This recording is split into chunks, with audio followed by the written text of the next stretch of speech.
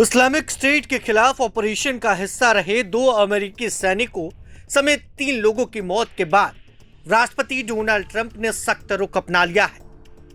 अमेरिकी सैनिकों के सीरिया में आतंकी हमले के दौरान जान चली गई। इसके बाद से राष्ट्रपति ट्रंप ने चेतावनी देते हुए कहा है कि बहुत गंभीर बदला लिया जाएगा। राष्ट्रपति डोनाल्ड ट्रंप ने ट्रुथ सोशल पोस्ट में कहा कि शनिवार को हुए हमले में 3 सैनिक घायल भी हुए।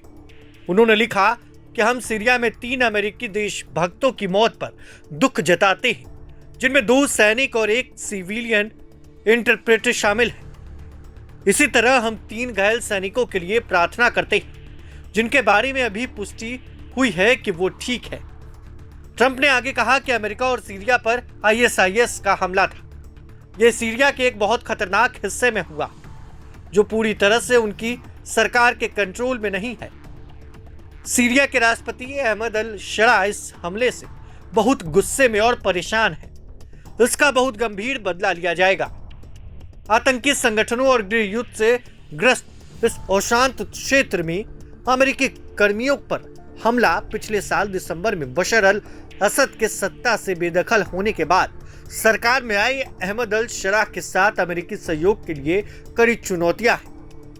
यह सीरियाई राष्ट्रपति अहमद अल शरा की सरकार के लिए भी एक परीक्षा है, क्योंकि एक सरकार प्रवक्ता के अनुसार कथित हमलावर दमिश्क सरकार की सेनाओं का सदस्य था।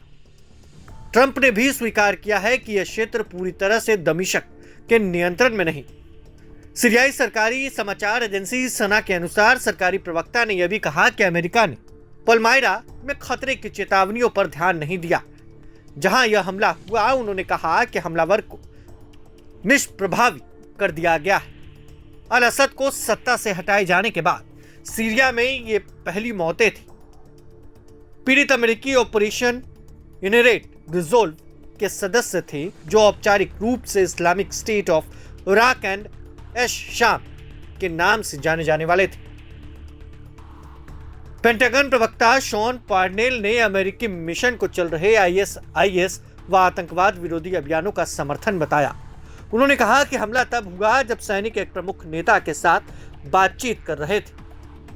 अब ऐसे में डोनाल्ड ट्रंप काफी गुस्से में हैं।